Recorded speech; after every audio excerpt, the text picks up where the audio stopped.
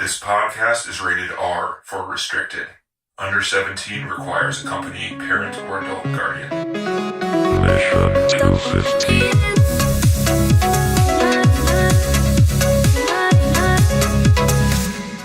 Welcome to the Mission 250 Filmcast, where we are watching every movie on the top 250 movies of all time list, according to IMDb. You can go to our website, mission250filmcast.com, where we have our list frozen, and all of our older episodes are there, too. I'm one of your hosts, Denny, and joining me are... John. And TC. And TC, would you want to run down and describe what we do on this podcast each week? Sure. How many years ago is it now? 5. It's 5 years ago? Uh-huh. Okay. No, a little while ago, I guess, to be safe, we froze the top 250 list on the IMDb page made by users of IMDb, which I have a gripe with, as we all know. And we froze that list, and we started going back from 250 to 1, and watched each movie each week, sort of talk about it, probably be negative. Or positive. Sometimes we're positive. Got some trivia. It varies. Yeah. And then, we get trivia, we've got thoughts, and we've got laughter, hopefully, and that's about it. Yeah. And this week, we are watching number 166, which is the 2007 movie Yes, Country for Creepy Haircut, directed by Ethan Coen and Joel Coen. That's awesome. The synopsis, That was good. The synopsis of this movie is violence and mayhem ensue after a hunter stumbles upon a drug deal gone wrong and more than $2 million in cash near the Rio Grande. Yes, John. Country for Creepy Haircut. I like it. John, it is one. your turn to tell us what percentage of this movie you watched and how much you liked that percentage.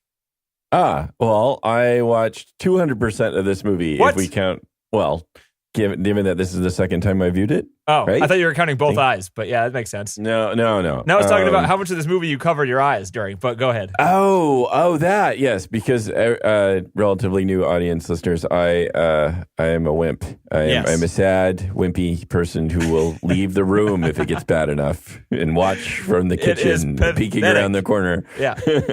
Anyway, no, I don't think.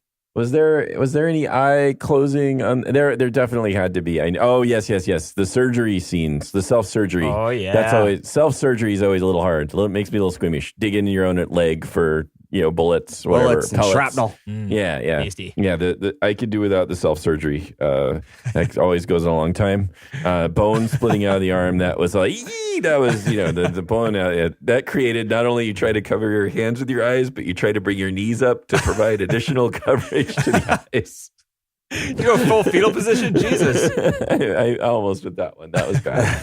Anyway, so maybe let's say, as far as amount of movie watched with eyes uncovered, to be like maybe 98%, because there's not. That's pretty good. That's not bad. That's not bad. I'll let you have that, John. If I were to guess, I would have said like 80 for you on this one. Oh, really? Yeah. Yeah. There are some gnarly scenes. So Yeah. Oh, yeah. This is just. Is it my turn? Other than just talking about my squeamishness, Yes. to sort of. You can it's now. yours. We're no longer you're going to live. poke fun at you. You can describe All what right. you think of this movie now. Right. So I think one of the most remarkable things about this film is I've seen it before, right when it came out in the theater, and when I watched this movie the second time, some of these scenes were so I knew the outcome of everything. But these scenes were so intense and staged, and I remembered them, and I remembered the feeling of watching it the first time, and it made it. There's a couple of scenes that still made me just really really tense, really absorbed with it, and also like, oh God, and that to me is really, really remarkable. I mean, not in like a, I don't know, just like the tension that's in there, and it's all very quiet for the most part. So that's to me is like. The one thing I really take away from it is just it's so, at least I feel like it's so masterfully done in terms of what it's setting out to do, in terms of like just creating the quiet tension, like punctuated by violence, and just sort of the lingering slow pace of the movie is fantastic in that it's at the same time it still keeps you involved, and there's still action and there's still a lot of tension. So I think this amazing balance where you don't have a lot of talking, you don't have like these like fast wit kind of things going on or anything like that, like you might like in a Tarantino film. It's all very like slow paced. It starts out just like really with a lot of beautiful scenic shots of the West or the wherever they're at. West the Texas. Southwest, They filmed Southwest, it like pretty close to where they're. Yeah. Thought New Mexico too. Yeah, right. Yeah, so that's West a Texas. few different places. But yeah. so and no soundtrack hardly. I mean, there's some ambient type sounds and a little bit of music there, but a lot of quietness.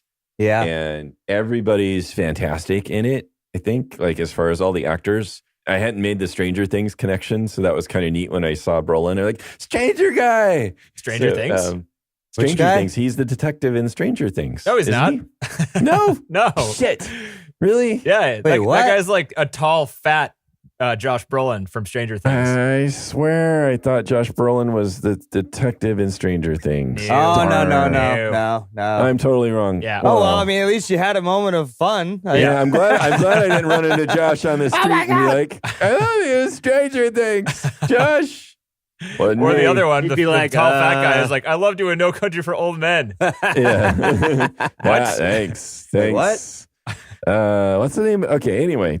So, this is we're a serious movie podcast here. We know what we're talking about. Yeah. You know? Yeah. Just like No, to Denny's continue trivia on guy, that. so don't worry about it. It's Oh, yeah. okay. Yeah. Anyway. I'll fact check the shit out of you. Yeah. That's fine. Oh, I'm sure there's a lot for this film, hopefully. Tons.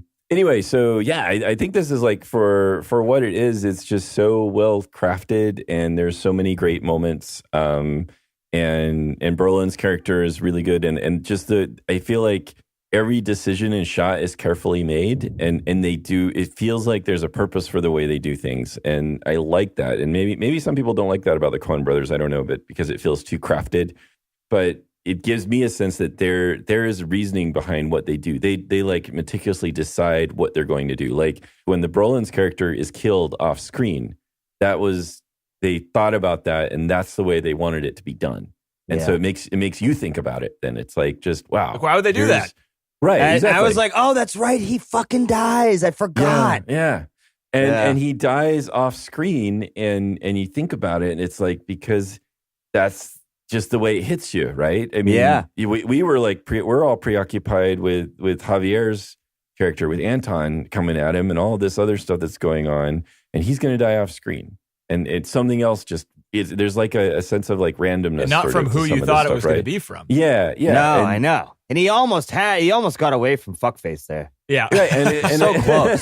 He was so close. That's what was also great about the sort of interaction of those two, like how Josh, his character, how like Llewellyn. What do you think? That's a son of Lewis and Ellen? Yeah, I don't know. Llewellyn? I mean, that's all I was thinking. I'm like, that's Lewis and Ellen's kid. Yeah, we really wanted a girl, and we wanted to call her Ellen. But then he has a boy, and I don't know. What are you going to do? What are you going to do? Dad's name's Lou, so we thought, all right. Well, his mom's name's Ellen. That's what it says. It's Lou Ellen. Yeah. Name jokes. Got name jokes on the podcast. Hell, it doesn't matter.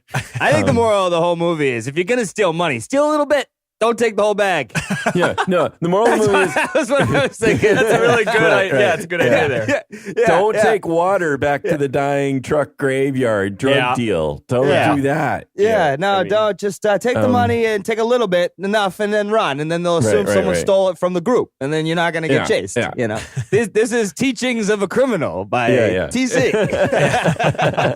Look, kid, you see the money there. What are you going to do? I'm going to take the whole thing. No, you're not. Rookie move. You're not going to take the whole thing. You're not going to take the whole thing. You take a little bit. I'm going to take the whole thing, and I'm going to go get my wife, and then we're going to run away to... No. You're going to take a little bit. You're going to go get yourself an 18-pack of beer, and you're going to go home to your wife. Okay. No, I'm going to get the whole thing. I'm going to stick it out the room of the house, you know. Then I'm going to go back and give him the water. What the fuck is this new voice you have here? I love it. It's a kid. It's a kid. It's a little kid. It's a little kid. Yeah. Just think of I'm TC following, John. coaching the aspiring criminal. I've never seen the volume meter go so high from you. Sorry. That might be really annoying. That's good. It's good. A little levity in this, but yeah, I think this is one of the most engaging films I've seen. So it's really like it's just really well done. I have lots of good things to say about it. There's lots of scenes where I can be like, oh yeah, that was amazing. So I want to know who goes out there in the desert in the first place and doesn't bring water. Good question. I had the same thought. Yeah. I thought maybe he had an empty canteen. Maybe because he was out there for a bit. Or maybe he goes out there all the time and he knows how long he can go out there without needing water. Something like that. Right. Yeah. And I didn't even mention Tommy Lee Jones. He's so awesome in this. He's great. Yeah, he is. His like dry wit the whole time especially how he interacts with his deputy. I just loved it. Awesome. I kindly think so. I probably do not. That's just pretty spectacular. There's maybe one thing that I sort of, if I think about it, I wonder if it fits the movie. Would you want to hold on to that thought? Because I think I might have the same. Let's see. Because I have one big problem with this movie. And I want to see if it lines up. We can talk about it after initial impressions. Yeah. But why don't you guys go? I mean, I've kind of yammered on enough. So, DC, what do you think? Yeah, I mean, this is a fun. It's a good movie. I don't really have much. I think John nailed it for the most part. I mean, all I was thinking the whole time is just the stupidity of the character for taking the money. That's all I was doing. Yeah, I know. But I think. But would you not have done the same thing? I would have taken some of it. No, I don't know. Over this. Think about before TV, where all these crimes, like in the 1980 was when this movie takes place. Before crime TV took off, before you could learn how to not be a stupid criminal on television and books. At least not as many books as there are now. Well, he probably never heard it. They didn't have the concept of a tracker, right? Either. Exactly. Right. That must have been brand new technology. True. So he's not like, they could be tracking this. He's like, dude, free bag of money. Oh, I wouldn't think they'd track it. I would just assume I'd get caught somehow by somebody else with it. How? Yeah. I don't fucking know. Not by anybody looking for it. Like, I'd lose it. If you only get so much you can put in your pockets, then you can't lose it. You're going home. And but it makes sense. Like, if you were, and again, just seeing the movie, like, take like half of it or something, then dump the rest take out a little there. bit. I don't know. Something. See, that why? Yeah, what are you preventing by taking half? You're preventing the people. Well, see, because we know that they're going to somehow be these like bloodhound-like people that are going to come after you. But you didn't know that. You would assume that because there's fucking 20 people dead in the middle of the desert. Yeah. I thought I would think that these are everybody that was associated with this. They're all dead. Exactly. No. Not if the money's still there and all the drugs are still there. Someone else is coming to find it. It's a lot of cash. But don't you think the guy was running away? So it seems I don't know. I would have taken all the money.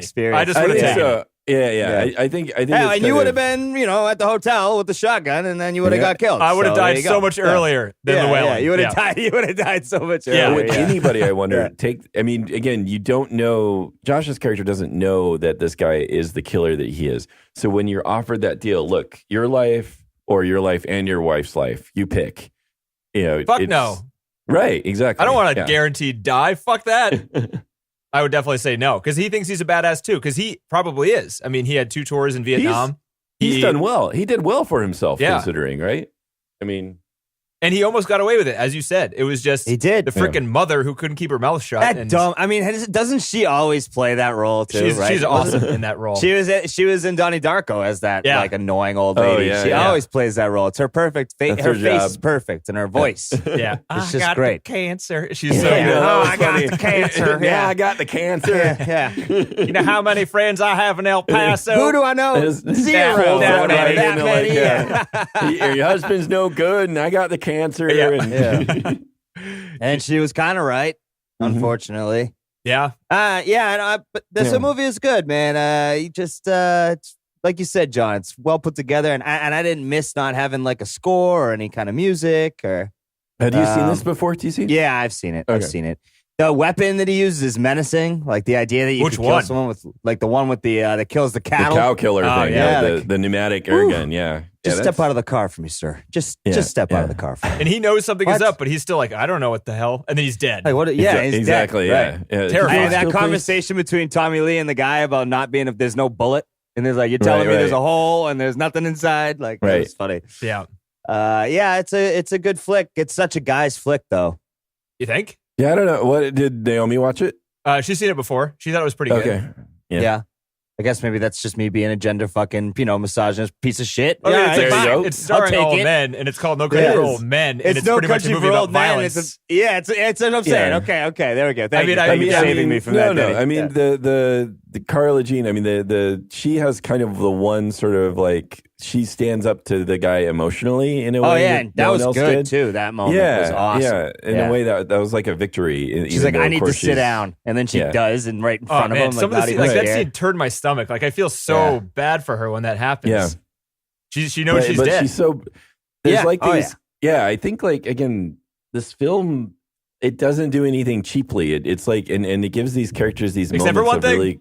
I know. We'll go on whatever. But it gives these characters these moments of like quiet bravery too. Like I think even like Woody Harrelson's character not answering the phone because that was like the only use that Anton had for him was for him to pick up the phone and lure Llewellyn into the hotel. And he realized that he didn't, and that's when he wasn't going to, and that's when he shoots him. But it's just I don't know. There's just these sort of is that quiet what you think happened moments. there? Yeah, I thought he was waiting like, for the he was going to kill him anyway, and he was going to use the phone. Like the first 3 rings, he's thinking about it, and then he uses the 4th ring to muffle the shotgun shot. Didn't he tell him to pick it up? No, I don't think so. I don't think so. I thought he told him to pick it up, so maybe not. If he didn't tell him to pick it up, then no. Okay. Anyway. How crazy is that silencer too on the end of that rifle? It's great.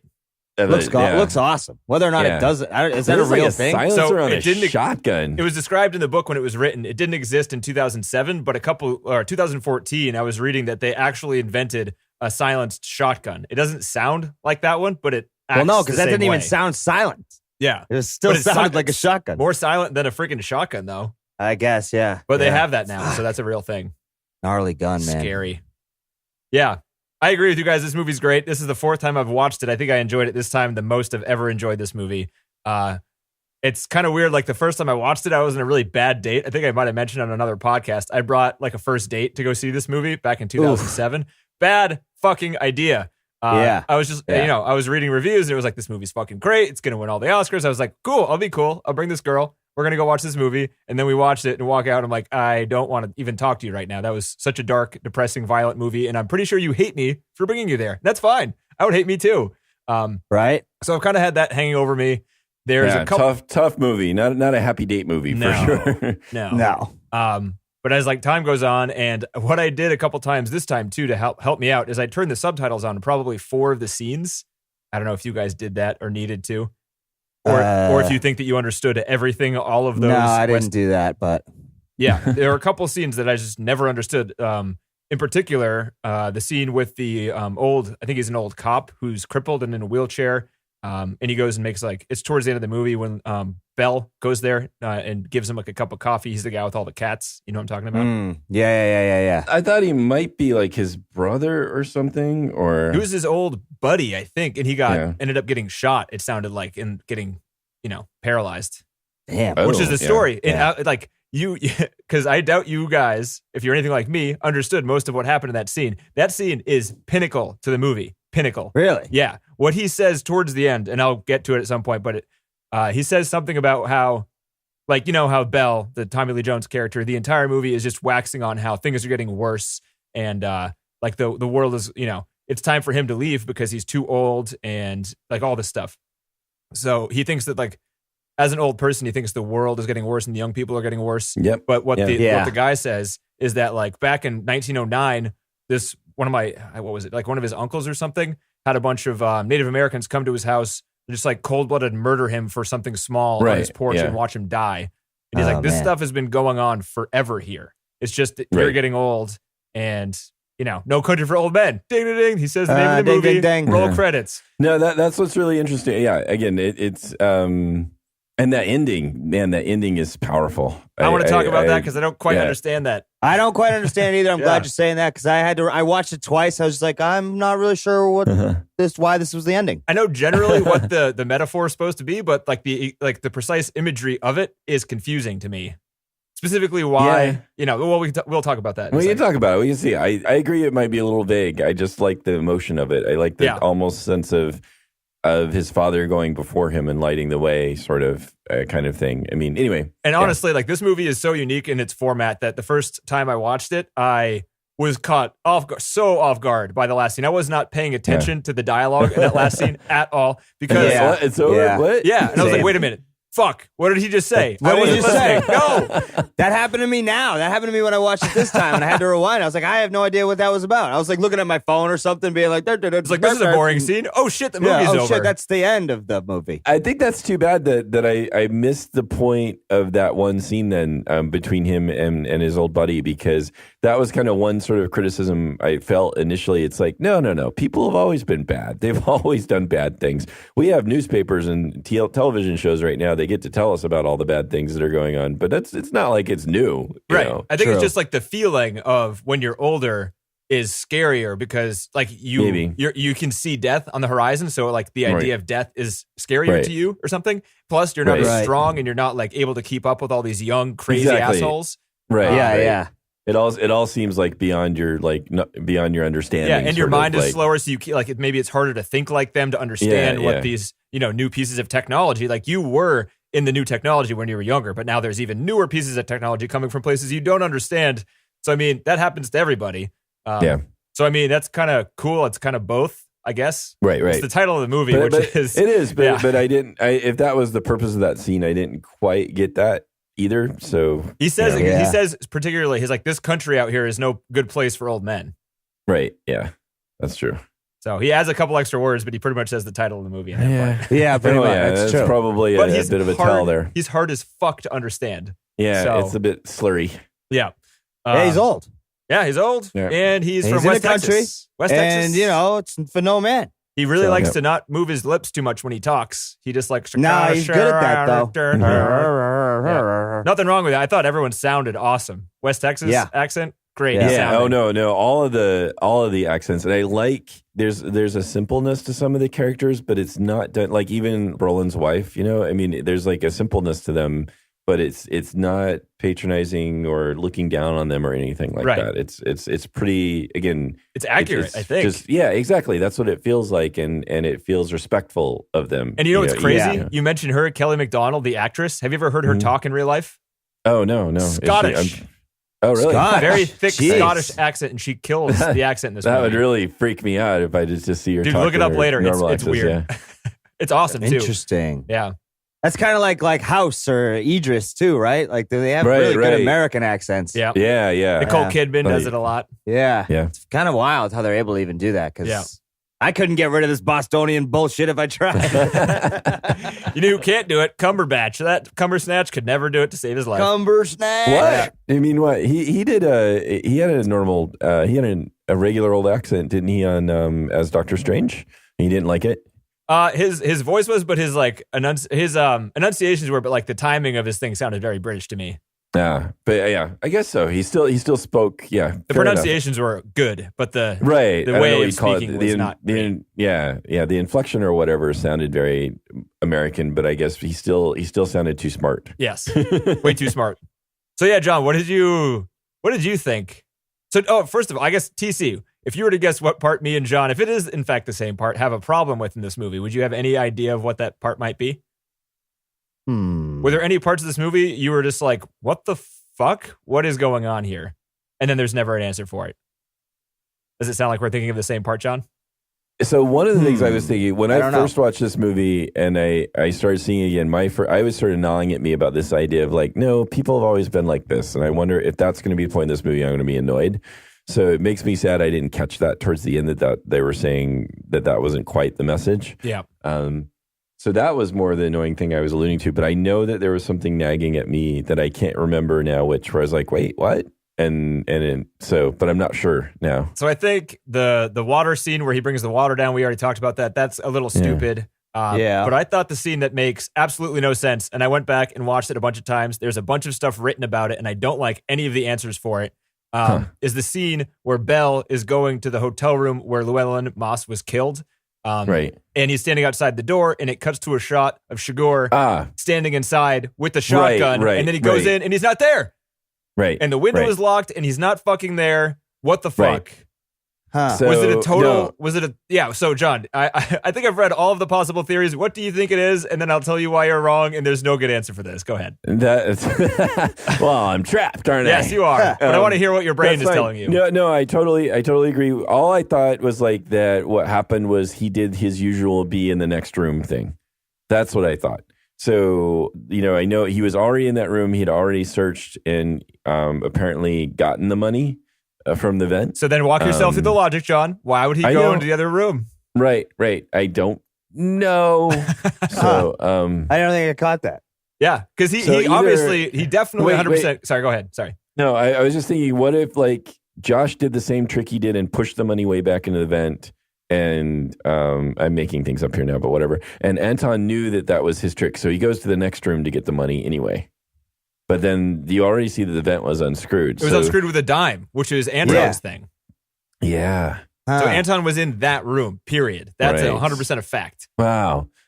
So no, I remember sitting there being like, wait, why is the thing open? Did he escape through there? What did he do? Right. And that's the last thing you see. And then it cuts to, he's retired. Dude, I frame by framed that entire scene. It took me like 30 minutes. I was like, is he behind the door? No, he's not behind the door. Where is he in relationship? Is he in the opposite end? Because there are two doors. Another theory is that there are two doors behind the police tape. One is like 114, one is 112. 112 is on the right. They share a wall. The door would be reversed on the other side of the thing, and you can see the bolts of the door, which is where he would be hiding behind it in 114. There's no way he's in 112.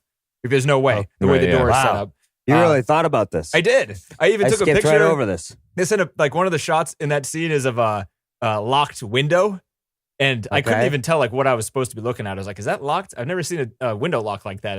It's showing us this for some reason. Is it showing it because it's unlocked or because it's locked? Everyone online says it's locked. So I'll take that as an assumption, which is why, and it makes sense because Bell lowers his gun and leaves at that point and like sits down and relaxes because he's kind of scanned the whole thing. There are people thinking he's underneath the bed or in the closet, but for at least the closet thing, there's a shot of the closet and he's not in the closet. Under the bed, I guess is feasible, but I don't think that would happen. There's some. I'm just kind of poking around online. Some people too, think like it's in Bell's mind. Like he's imagining it, but we don't. That's not. But the he's way never this movie seen has worked. Shigor, and it's not how it works. And he's never seen Shigor, so he wouldn't be able to visualize him. Yeah, the movie has not been about fantasies ever. Yeah. Right. And in terms of like actually visually it's showing so, things. That's like a matter of fact, step by step, it would never do that in this movie. Yeah. Right. Interesting. So yeah, I don't know. And some people think, well, it shows.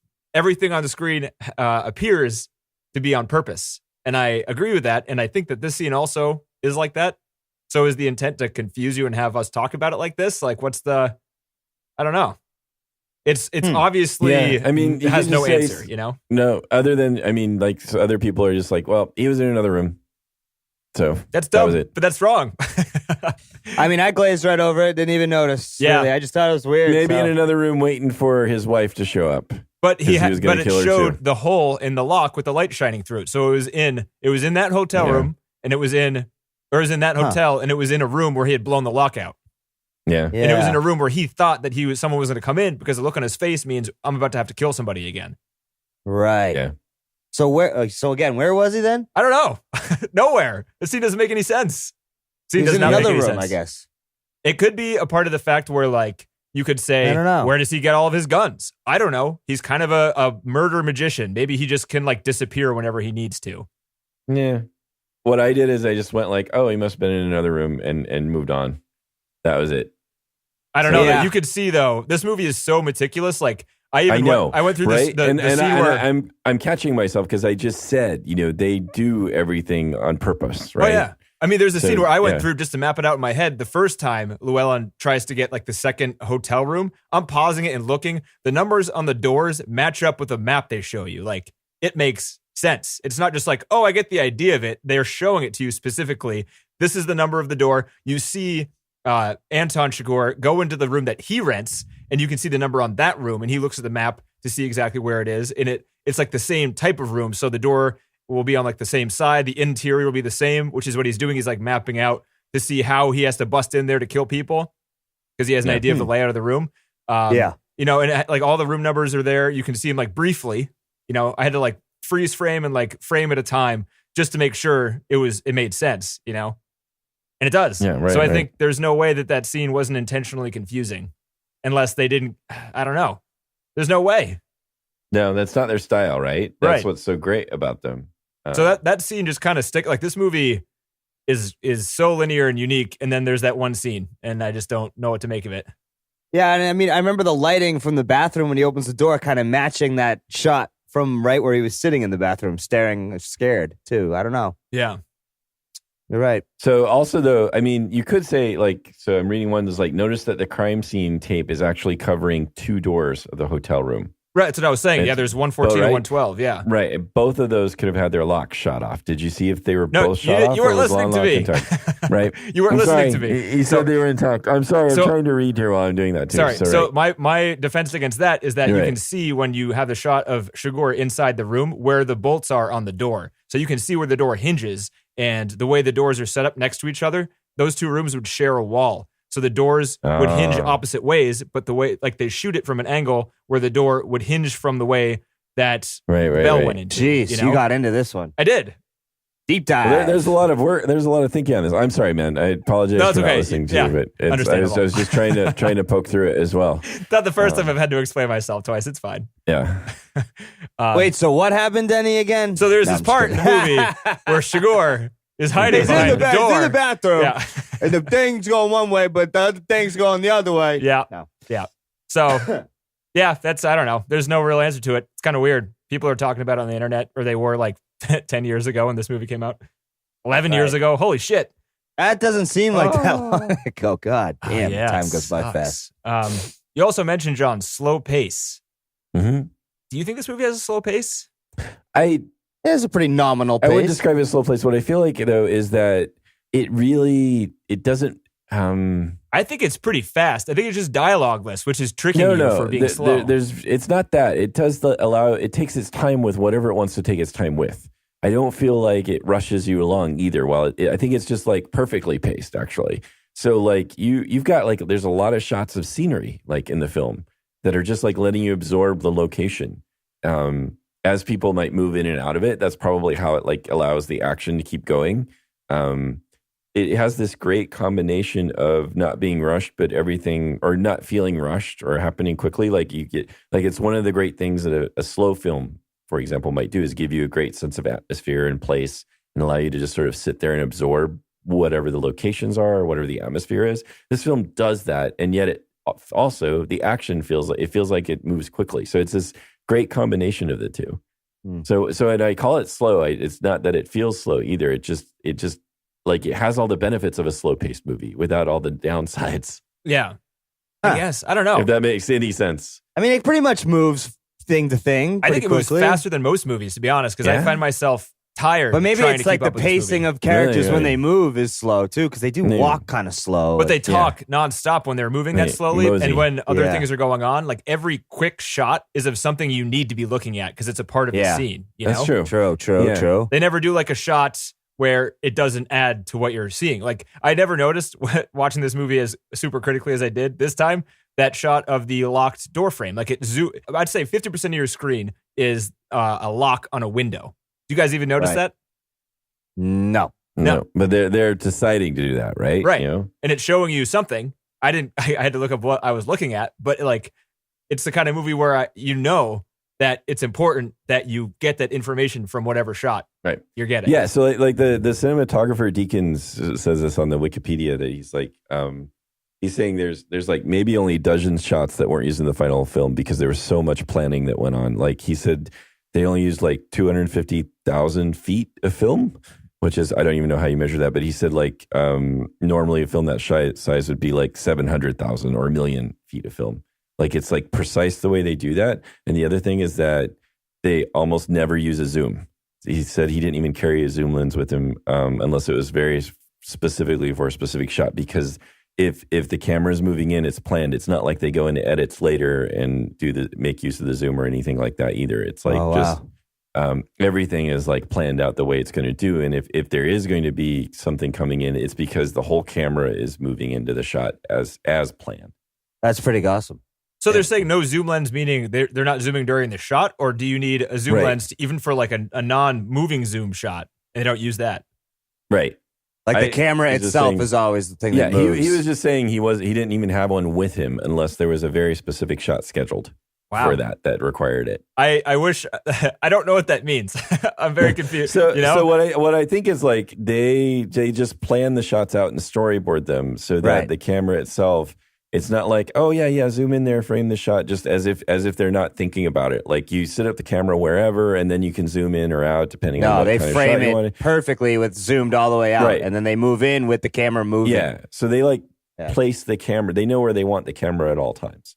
I think that's what I was thinking of it when he was talking, or in terms of what he said on the Wikipedia. So I don't know. Huh. What else? What did you guys think about like Woody Harrelson? I thought he was great. Yeah. I thought he was his pretty typical fantastic. self.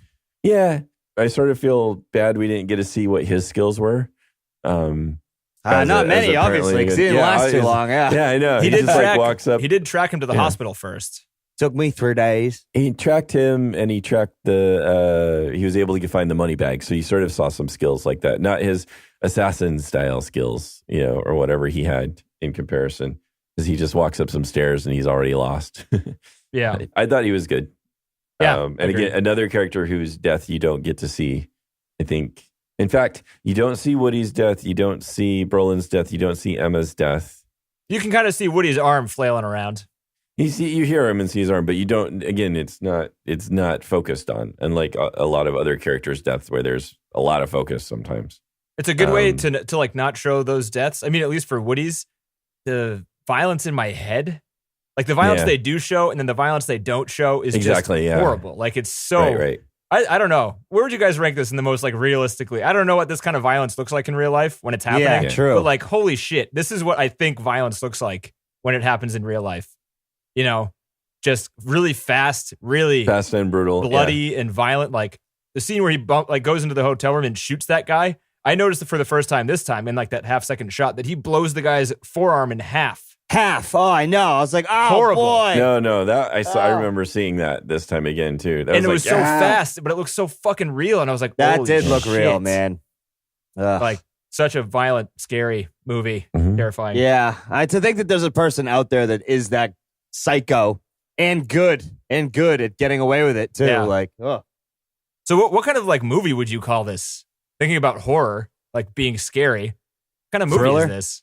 Maybe? Yeah, I would probably go with thriller, but it's just so horror smart thriller. that I don't know. Western, it's like noir, comedy. Yeah. Well, I thought it was pretty funny a couple parts. Yeah, there was a lot. There was some, but that was like comic relief more than comedy. Right. Tommy Lee Jones's character in particular, I just thought, the interactions. Even the with Welland deputy stuff were was pretty damn funny sometimes. Some of the people interacting with Anton were pretty funny. Right. Yeah. Very strangely weird. And it worked. I never want to flip a coin again. Say that much. Yeah. So yeah, what do you guys think? Do you want to go? I got some questions on the plot. Go ahead. You guys excited for this? Woo! How did Shigor get arrested in the beginning? It starts off with him being arrested. What's going on there? True. He got caught. He looks like he's under control, but I mean, if he went to a station with more cops, he might have been fucked. Mm-hmm. That's true. Yeah, that would have been game over if there wasn't that dummy that took his eyes off him. Right. But again, I don't know why. We don't know why he got arrested. It could have been for something stupid. So why would you keep your eyes on him if he's not a killer? Like if he's not a killer, right? Like if he stole a car or something, would you think, I better keep my eyes on him? No, probably not. Right, but he is like a famous murderer, right? So I don't know. But that guy didn't know that, did it? Right. Did Probably he? not. No. But so like where he was at that point was going to the scene of the drug deal, right? That was where he was going. Oh, yeah, that makes sense. So even They must have stole a car or something because that's what he was. That's what his MO was the whole movie. And then he let him get handcuffed. Where did he where was he able to go pick up his pneumatic gun then after that? Like that's after he kills the sheriff, right? Somehow he's got that gun with him. Like, well, he goes to a cow farm and just steals one because they talk about how they use that on cows. So maybe he knows. Yeah. So he could have just snuck into a farm to grab that. Maybe. Also, who's he working for? Because he goes to the scene of the murder, the drug deal murder thing, and there are two Mexican guys there that we have to assume are from the Mexican cartel who are on the heroin side of that deal, right? Right. But then he kills both of them. And then there's what's his name? Where's he from? He's very familiar. The guy that he ends up killing by shooting him in the throat. Stephen Root. Yeah. So I thought Root was like maybe the head of all of this. No, he's the head of the money part. He's the head of the money part. So he's the money. He's buying the heroin. The Mexicans are selling the heroin. That's at least what I got. But those two guys weren't Mexican guys that he was talking to initially that he shoots by the trucks, right? Yeah, they were. Well, they were? I didn't know. So for some reason, I thought they were more businessmen types. They were wearing suits, but sometimes the Mexican drug dealers wore suits. Right. I didn't know. But anyway, so I assumed I'm not, I don't know. right? This I might be just, a lot like- of this. I was saying I don't know because I don't know either. Yeah, Uh, I'm not too sure. I mean, I didn't really just sort of figured out they're connected somehow. They initially were going to hire him. So Stephen Root hired Chigurh, right? Yeah, but that was my thought. And then he saw that he was out of control, and that's why he brought Woody in. Right. But So- he also gave the Mexican Mexican drug people, the beeper thing. right. So he hired Chigurh, he hired Woody, and he hired the Mexican cartel. Hedging his bets. Yeah. But and then also, if that's the case, if the Mexican cartel got the money, why wouldn't they have just kept it? Because you have to assume in the Mexican cartel, the people who chased Llewellyn the night he got caught were the people that removed Because all they of the still heroin. want to keep the business going. I don't But know. they're the ones who removed the heroin, and then the whole thing on site, like there must have been some feud between the two groups because they ended up just murdering each other. Yeah. I don't know. These are things I did not ever think about. Yeah, I don't know. I like thinking about it in this movie. I feel like there is answers to all of it, even if there may not be. That's the kind of movie it is. I like that kind of thing. Oh, okay. Nice. I don't know. I have a lot more of this. Is this boring, you guys? No, it's good. Keep going. Yeah. So I was confused also when Llewellyn was at the murder scene when he was talking about, he's like, there must have been an ultimo hombre. Yeah. How did he make that assumption? I mean, there's always a boss somewhere, right? Yeah. Is there? Mm-hmm. Okay. With this many drugs and this much money around, someone's got to be in charge, right? Maybe. But then, yeah, I don't know. That part was kind of confusing. Like, if the money was Like, gone, how did he know he was alive? How did he know there was he money wasn't just there? one of us dead? One of them wasn't dead, right? because like even the cops get there and he's like, maybe there was no money. And he's like, you don't Did he believe do a it. quick count? Did he do a quick count or something and notice that there wasn't I don't know. That's a good point. Yeah. I mean, maybe he's just like a good tracker and he can see that there was no truck left the scene. And like, I don't know, maybe something to do with that. Or there was an extra gun or something. Something like that. Yeah. But the guy had his gun on him when he was by the tree. Maybe he had two guns. I don't know. I don't know. Yeah. I don't know. Yeah, it's good dialogue. It's good dialogue. Maybe that's Yeah, all yeah. it is. Yeah. What do you guys think about the dog chase scene where he's chasing Llewellyn? I can't believe a dog would continue on like that. Would they really keep Yeah. coming after you? Are they that trained? Yeah. Trained dogs. Yeah. You ever seen police footage of like drug dealers and stuff where the dogs like chase Yeah, them but those forever? are like police. I guess they could train them. They I train don't him the fucking same way, Yeah. I think. Yeah. That's fucked up. Imagine. It's a good scene. He It was so well done. calm. It was so calm when he was reloading his gun. I would have been Yeah. freaking the fuck out. You think I'd he have was been dead calm? by I dog. bet he was I just would've in been dead panic. by He's like, dog. I know what I need to do. If I don't do this, I'm dead. Yeah, I but need he to do did it. he did 1, 2, 3, and he had it all loaded. Blow into the cocked, gun, and ready put to the ball go. back in. Boom. Yeah. Yeah, right. It was perfect. He's like, I got time. So I was just reading in terms of the drug deal. One sort of theory online is so the two guys he meets with originally were the guys that also work for the same guy that Chigurh was working for.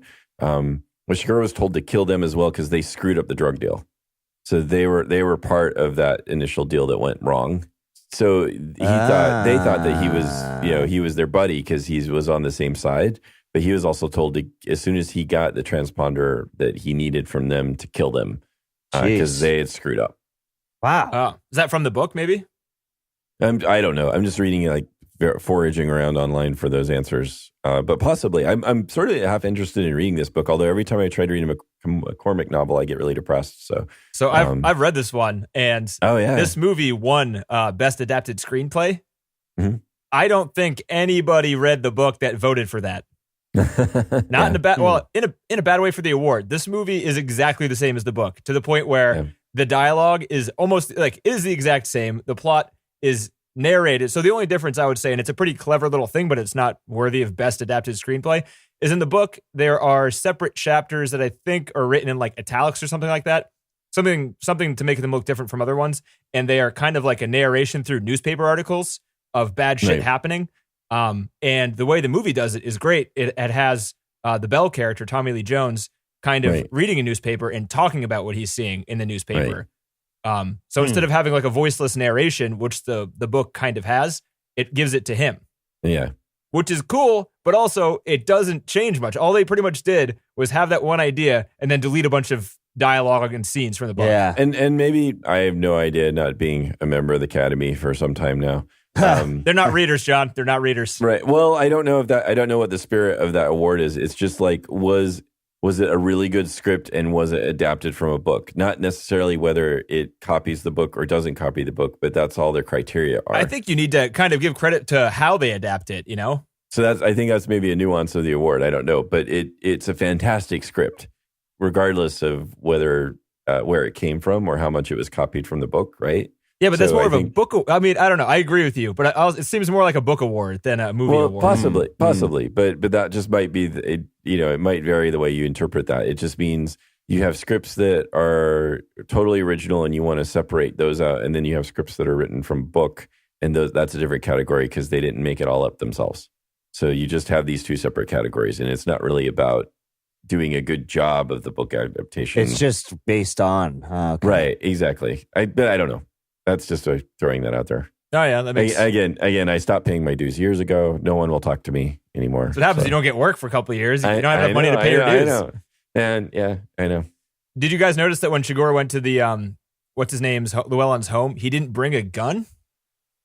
Right. I mean, right. So what did he kill her with? No. At the beginning. Well, like when he gets his address, he peels the license plate off the truck or whatever, the registration, and then the next morning, and he asked, got a Scroogey? Serial cold-blooded psychopathic killer. Got a Scroogey? he says Scroogey. He says Scroogey before he pulls it over, before he pulls that plate off and kills those two guys. The last words he says to them before he kills them are, got a Scroogey? Are you serious? I did not pick up on that at all. Oh, God. Got a Scrooge. And how does he say? Got a Scroogey. Something really deep and menacing. Yeah. Anyway. But he goes to their house after he gets, like, as they say, 9:00 on Monday, so they can call the registration place, get an address. He goes over their house, and he doesn't have a gun. He breaks into their house without a weapon.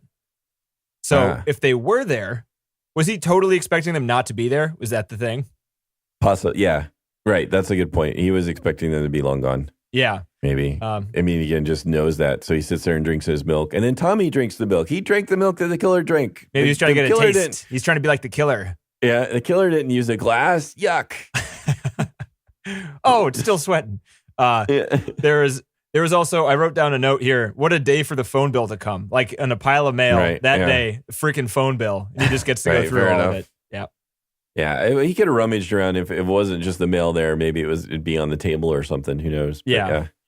Well, nowadays it'd be paperless, so there would be no phone bill. You'd have like a coupon for Subway or something. That'd be it on the table. You have to go hang out at the Subway. Yeah, hey, staking out the Subway. $4 footlong. Great. Yeah. Hey. Yeah, I'd like the bacon rich. Boom. Yeah, I bet he's hungry. I'm going to go to the Subway, find him. Oh, look at this. There's one coupon missing. He's got to be there. There's 15 Subways in this West Texas town. Right. I'm fucked. Ooh, he's a Starbucks Perks member. Let's go there. I could use a Frappuccino. Oh, but no, it only has one star punched out. So he went there once and never went there again. Yes. Good investigation skills. Yeah. What do you think it means when Anton shoots at the bird? I don't know what that means. That was stupid. I thought. And he missed. What a bum. Well, he probably meant to miss, I thought. I don't know. Did he? Oh, you think he meant to miss? No, I don't know. I don't think so. He never misses. He does miss a lot. Nah, he missed a lot, a shit ton. Not at point blank range. Yeah, he had like a 70% hit, something like that. No, I don't know. I just thought it was just showing just sort of careless viciousness. That's all. Or was it like something to do with the randomness that he likes to kind of, I don't know. I don't know. Yeah, he's just, I don't know. That doesn't seem like a necessary scene, I guess, when you think about it like that, right? It's just like, he shot a bird. Like, ooh, he's a cruel guy, isn't he? What about those other people he's murdered? Yeah. Yeah. Unless Crow has some meaning of death and he's shooting and he's like the bearer of death. I don't know. Did he like smile that the bird got away? Like, no. Maybe that was it. He just kind of drove off. It was a very nicely shot scene. He just made sure his creepy hair was intact and he kept on going. Yeah. Can only have the topped cars. Can't have a drop top. Otherwise, it'll screw up his weird bowl cut. Yeah, that's a strange bowl cut. Yeah. It's I love the internet. There's people talking about. There's articles about this too. It's apparently in the book. There's something in there. That'll happen when you win Best Picture, right? People talking about it forever. Yeah. True. So, what did you guys think? Like, speaking about Best Picture, this movie won over There Will Be Blood. What do you think about that? I mean, that's interesting, huh? I agree with that. You think this one's better? Yeah. Do you want me to pontificate? I don't know. We talked about that one for a while. We were talking about this one for a while. It's a tough one. I like this one. That's a tough one. Yeah, They're so My different, feeling- yet they're so similar. It's fucking weird. I know that there's a lot of craftsmanship in There Will Be Blood too. I just feel like this movie feels more, and maybe it's just because of Daniel Day-Lewis's just sort of his presence. When I think of There Will Be Blood, that's what I think of. I think of Daniel Day-Lewis. When I think of this movie, I think of the scenes and the feelings and sort of the way it's the tension and sort of the way it sort of presents its characters. I think that it feels like there's just like more of a movie here, even though again, There Will Be Blood, as we did talk about, it's incredibly well crafted and very deep and all of that too. But it just feels like that's Daniel Day-Lewis's movie. Sort of. This doesn't feel like that. This is a Coen Brothers movie. That's what this is. It's like the whole way that they've directed it and constructed it, and that to me makes it more of like a complete film. But Yeah. I'll take that. That's a really tough call. I can totally see why people would like this one more. Because it's faster paced.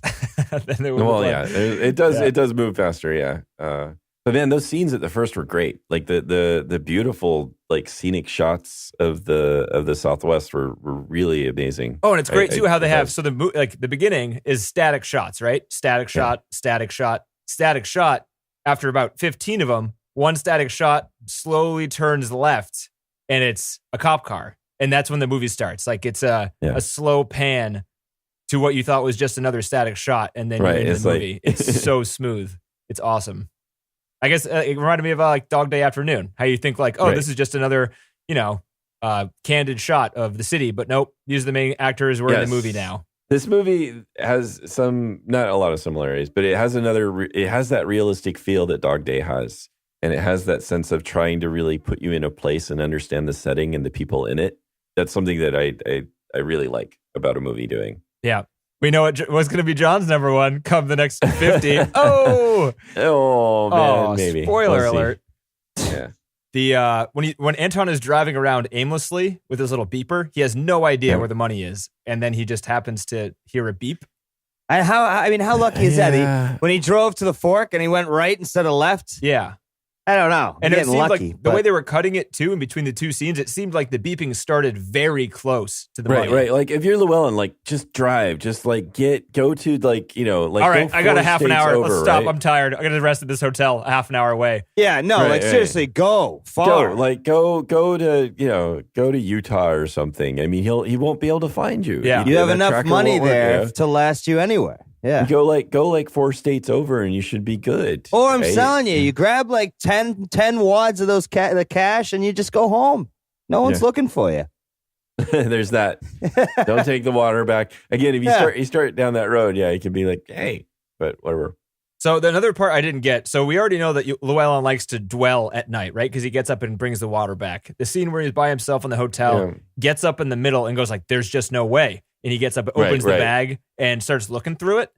Right. Does he come up with the idea that there might be a tracker in his bag? Is that what his thought is? Yeah, because there's no way they would have found him that easily. Right. He's just thinking, and he's just thinking. How did they find me? How did they find me? And that's how he comes to it. Okay. Yeah. That makes sense.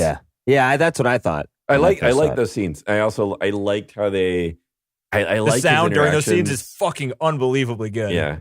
You can hear like the pitter patter footsteps. You can hear the silencer all the way down and the phone ringing. That hotel scene is again one of my. It's hard to say it's like a favorite because it's so tense. But I like distinctly remember him sitting on the bed watching the door from that first time I watched the film. Yeah. And when I like knew it was coming, it was like, oh God, I know this one. And when that light goes off, man. Oh, I love it too. I'm like, turn the light off, turn the light off, he just realized. He turned the light off. Okay, good. Oh, fuck. Yeah. He had the same idea. He's like, fuck.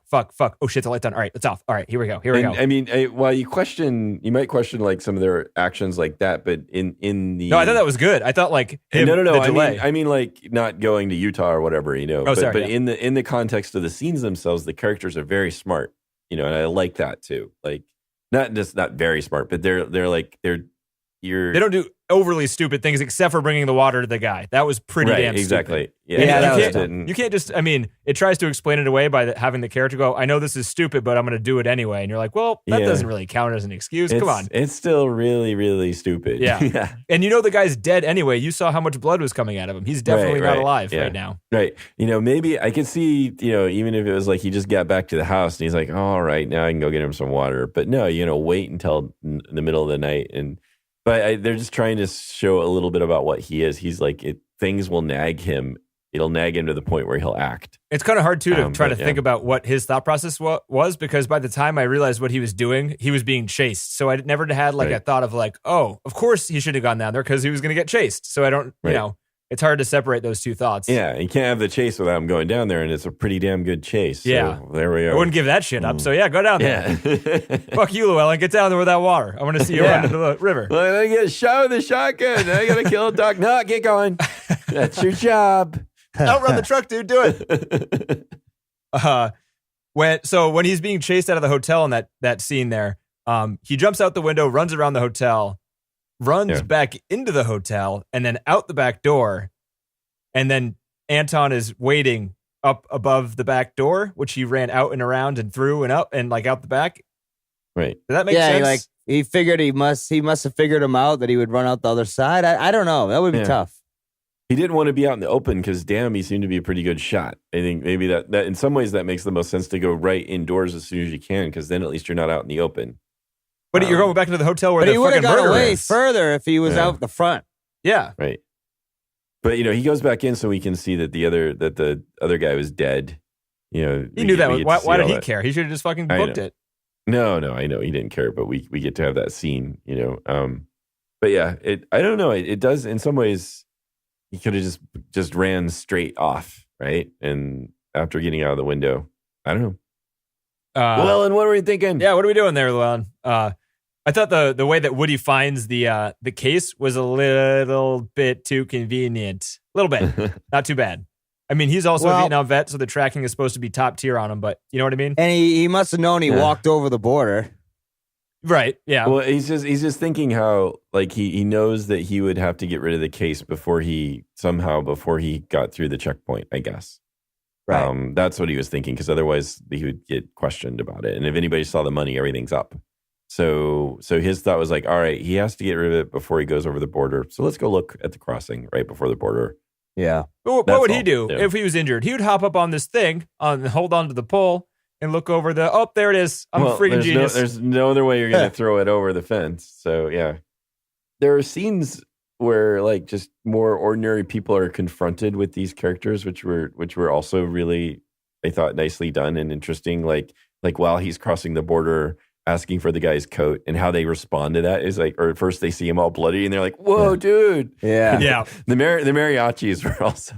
That was actually one of my favorite parts because they did it so well. They were like playing along all happy, and then their facial expression went to like stoic and scared. It was like, but then the guy still grabs the money.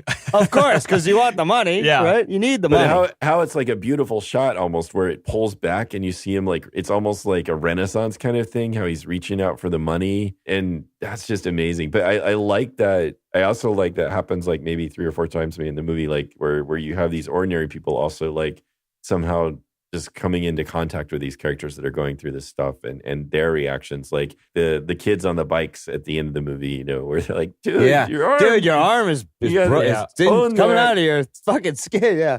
I like it how everyone takes the money too. I didn't think about that. They do. But like, all the regular people always take the money in this movie. Yeah, but they don't necessarily do it, and they're not like jerks about it either. In the sense, it's just Some of them almost are. like, well, the kids on the bridge when he's like, "How much do you want for the beer?" Yeah, right. Yeah, how much? Yeah, right. How much you gonna give then me? He gets corrected by his friends. It's like, dude, just give him the beer. Just give him the beer. I was like half thinking they're just gonna like take the money and like push him aside or something like that. Just because he's obviously hurt. Josh Brolin looks like he could still kick people's asses even when he's That's true. Yeah, I'd be scared of him. But give him the shirt, give him the fuck. I'll give you pants. You need pants? Yeah, what do you want? Boxers? What do you want? My hair? Yeah, what do you need? What do you need? I got anything, guy. Another question. Why do the Mexicans run when they shoot Llewellyn at the hotel? They don't get the money. What now? Say that one more time. In the hotel where Llewellyn gets shot and killed, the Mexican cartel are the ones who get him. when Bell is driving up, he's not sirens blaring. He's just going up to say hello. The Mexicans have already had a shootout, and they're all running and jumping into a car without getting the money. away from the murder scene. But they want the money, right? They're there to get the money. Yeah, but after you kill a bunch of people in broad daylight, it's time to run. Why did they go there in broad daylight? If the whole plan was to get the money, then why was their plan to do it in the middle of the day? when people started dying? I don't know. That's a good point. So that adds another question. Why would they do that in the middle of the daytime? They were the ones who started that shit. Mexican cartel. I don't fucking know. Any thoughts there, John? Shit. What do you think? Because I have no idea. They didn't get the money. Right, but you thought that was the whole point of them going there, right? But maybe they couldn't find it because they didn't know his great trick. Yeah. They definitely Right. didn't know, right? Because they sat in that hotel room for a while without trying it. Yeah. So that might have been all there was to it. It was like, we got him, but where's the money? I don't know. Okay, let's go. All right, look for 3 seconds. 1, 2, 3. All right, get the fuck out of here. God damn Did it. you look under the bed? Check under the bed, boss. Did you look in the closet? Check the closet, boss. All right, Damn it. that's it. We're out. We're out of here. Yeah, I guess that's a good point. I don't know. Seemed kind of weird, but that does make sense. People would be calling places. And they just murdered people like in public, so they probably don't have. It's not like they got a lot of time to look for it. Right. Did you guys notice the kind of parallels they tried to draw between all 3 of the main characters in this movie? Between Llewellyn, Chigurh, and Bell?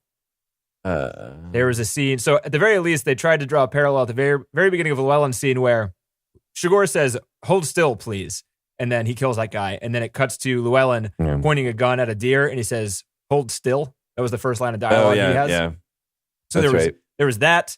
The fact that when Bell is talking to, I think the DEA, who is that fat guy he eats dinner with one time towards the other sheriff. Oh yeah. The other sheriff. Yeah. That guy. Yeah. When Bell is kind of sympathizing with Chigurh, when he's, instead of saying this guy is a monster, he says things like that guy has a hard skin on him. And he's talking about how he can't tolerate things. And it seems like he's a little bit jealous of Chigurh's ability to tolerate the violence, which he's losing. And he can feel himself losing. Yeah. Oh, because I just thought that was more his style of talk. He just that's his style of talking. Like everything is sort of like. It seemed to surprise the other guy because he says something like, what fuck? I wish I remember what he said. His response to that was, that's like one way to say it or something is what he said. Well, I guess you could say it that way or something sort of akin to that. But he's not that accepting. He's like, if you're thinking of it like that, then there's something going on with you or something like that. Yeah, but that's his whole character style. I mean, he's sitting there seeing mass murder or whatever, and he's just sort of being kind of witty about the whole thing. That was the way I took it. Okay. I didn't really see it as more of a sympathetic thing.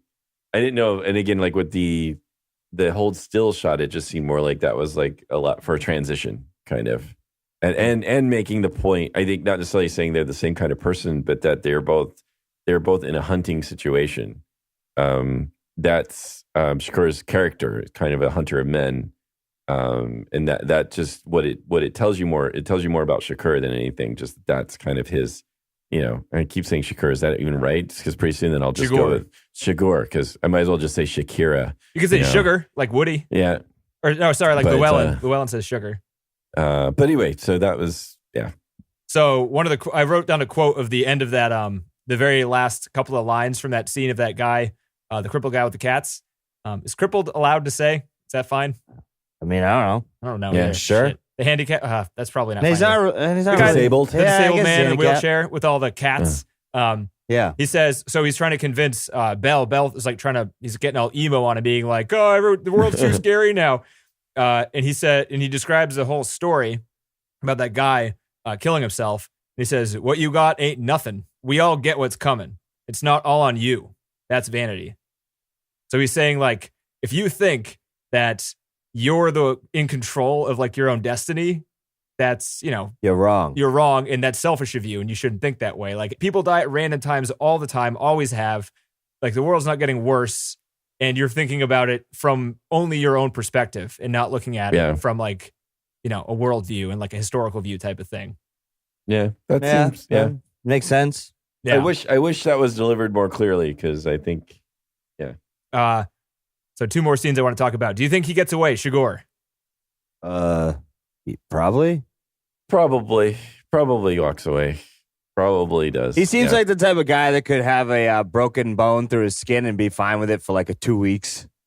It's going to set bad, though. It's going to be bad later. Yeah. I'm not even sure that will set the entire bone was like he completely doesn't disconnected. feel anything, period. So I don't know. I think he does. He gets numbing medication when he breaks into the pharmacy.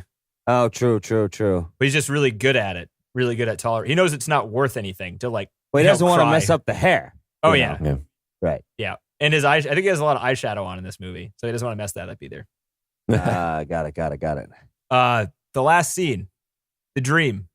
Yes. What is it? So it obviously, he talks about seeing his father, and his father, the part that makes sense is going up ahead and waiting for him. So he's excited to like when he dies to meet with his father again, which is awesome. Right. Beautiful shit. But what's the whole point of the father walking past him? What does that symbolize? He's gone on ahead. Like I thought the idea of when was his father ever behind him is my question. Well, not necessarily. It's more like he's gone on ahead because he died, because he's or even you think of the people that you look up to as having like paved some kind of path, some kind of trail that you're going to follow that leads to understanding.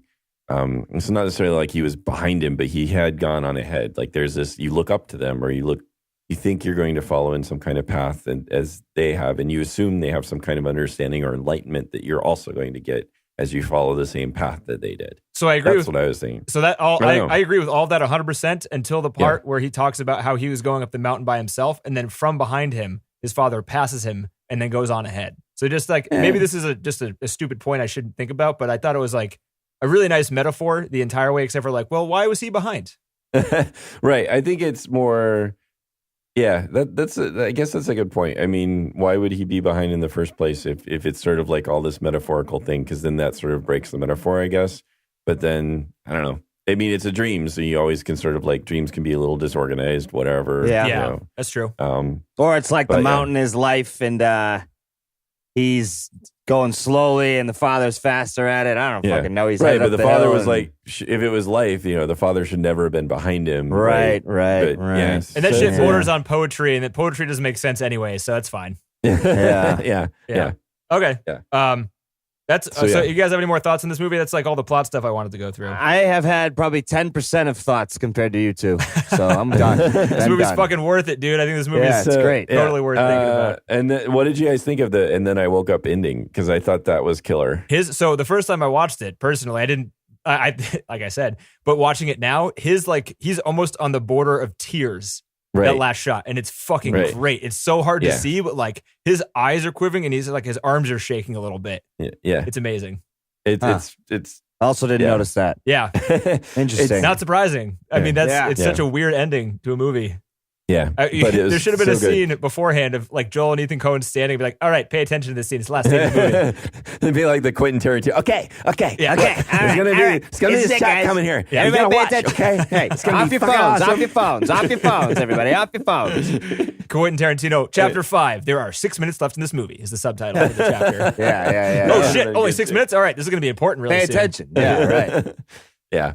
It was amazing. I remember really being struck by it in the theater too, but it's hard because you could be, so much has already happened, right? Well, the Wellens wife just died, right? And then you got the arm thing and all that. So it's just like so much has already happened. It's so open-ended too. Right. Like with a lot of the characters are like Shigor is like, are they going to go back to him? Are they going to fall? Like, what are they going to keep doing? Oh, nope. They just decided to end it there. Yeah, I guess. Yeah. Right. Yeah. So yeah, I have a couple of things in the making of. This movie, unfortunately, does not have a commentary, which is very, very sad. But there are two little making of things. The people making this movie said that the Coen brothers are the same person with two heads. It's one person with two heads, is how everyone describes them. They never get into arguments. They finish each other's sentences.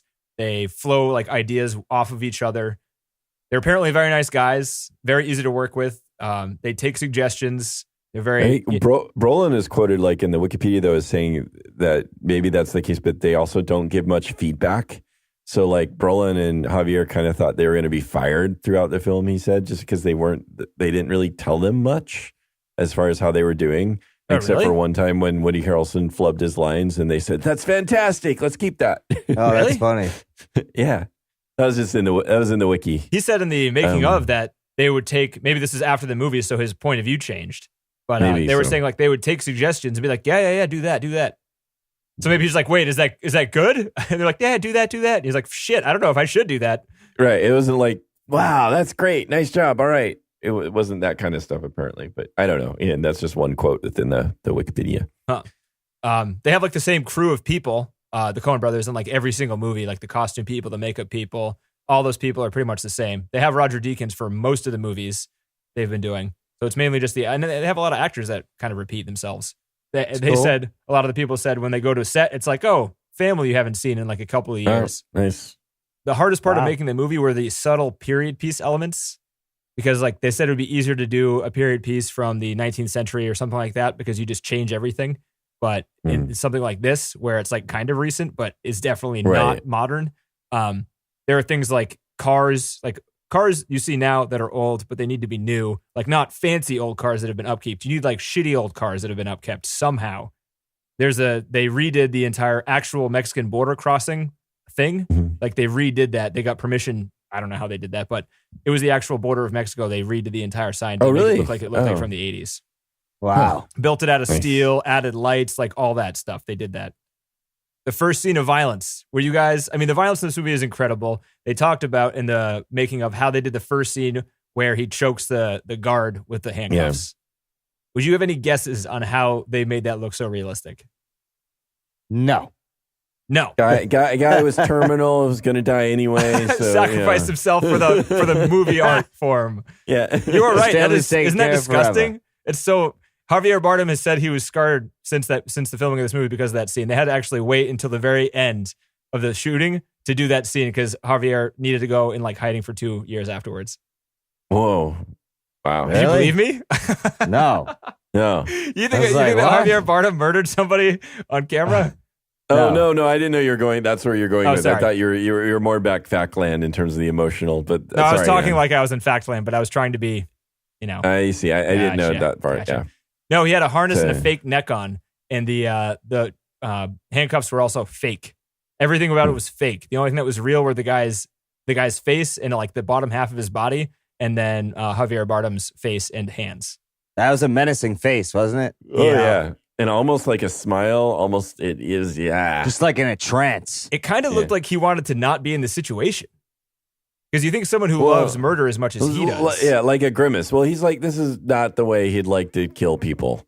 And he just had to make do because he has the handcuffs. And he was getting hurt. Like he's cutting into his own hands. Oh, and he also kind of doesn't like right? to be covered in blood too, right? Yeah. So maybe he's like, oh, here comes the blood. I'm going to get on my face. Fuck, this is going to be bad.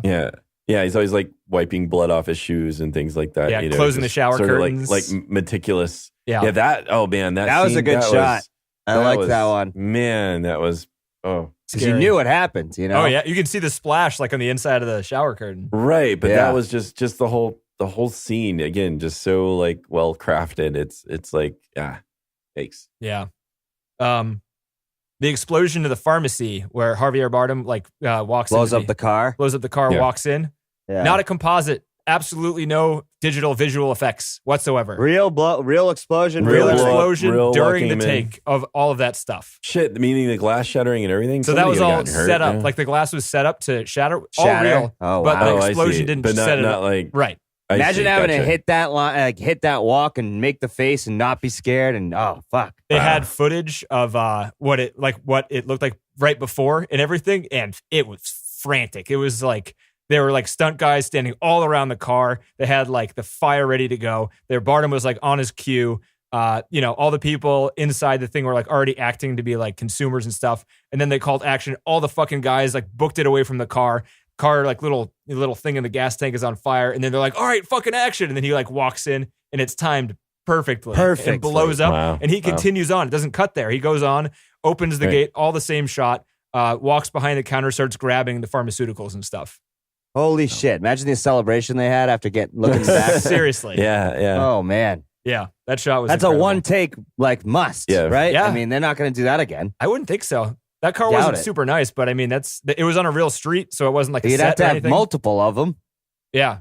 They said it was the most dangerous part of shooting the movie. I'm sure. Because the flames were close to the building. It was right I next can't to imagine the liability insurance for that kind of shot. Yeah. Oh, geez. Yeah. Oh, boy. Yeah. Woo. Yeah. Big money. Have you guys ever looked up Woody Harrelson's dad? No. Look up Woody Harrelson's dad on Google. Okay. On it. You have no idea what you're going to be getting. Woody Harrelson's dad Harrelson's dad. was famous at one point. Charles Harrelson. Mm-hmm. Organized crime, huh? Oh, I see him in a mugshot. Assassinating federal judge John H. Wood Jr. Ooh. Wow. Woody Harrelson's dad assassinated a federal judge. He was a hitman, huh? He was a hitman. Oh, He got shit. paid money. He was Shigor. That's pretty awesome. And he was himself I mean, in not this movie. awesome, but you know what I'm saying. Like, that's pretty ridiculous. He like pretty much played his dad in this movie. Wow. Wow. Isn't that fucked up? That's fucked up. I got that's a nothing little else to strange. say. I saw that and I was like, holy shit, really? Wow. So yeah, there's that. All right. That's TC, would you put this in the top 250? Yes. John, Yeah. Denny. Yes. Denny? Hello. Timmy? Timmy, what'd you think? Oh, yeah, of course. Yep. Awesome. This movie. Yeah, see it. I'd be afraid for next week if we didn't have a friggin' other classic coming up. Right. It's the thing. The Thing, 1982, John Carpenter. And we have a guest. Yeah, and we have a guest too. Sweet. Yeah. A crew in Yeah. Antarctica finds a neighboring camp destroyed and its crew dead. Whatever killed them I is nowhere saw to be the found. trailer today, and I couldn't believe I've never seen this. Have you never seen Have this? you not? I've Oh, never seen awesome. this. Yeah. Holy shit, you are in yeah, for a fucking treat. Dude, I watched the trailer twice. I was like, oh, this looks good. Yeah. How have I not seen this? Yeah. Oh, So, I'm excited. yeah. Any more thoughts on this one before we get going? Negative. Nah, Yeah. just a good movie. Good movie. Well done. Yeah. All right. Yeah. Thanks for listening. All right. Rate us on your favorite podcast app. We're on Facebook and Twitter if you want to follow us there. Mission250filmcast.com is our website. It's probably the best piece of whatever we have going besides the podcast because it's so pretty. That's about it. Cool. I'll talk to you guys next week. All right. See later. you guys. All right. Take care.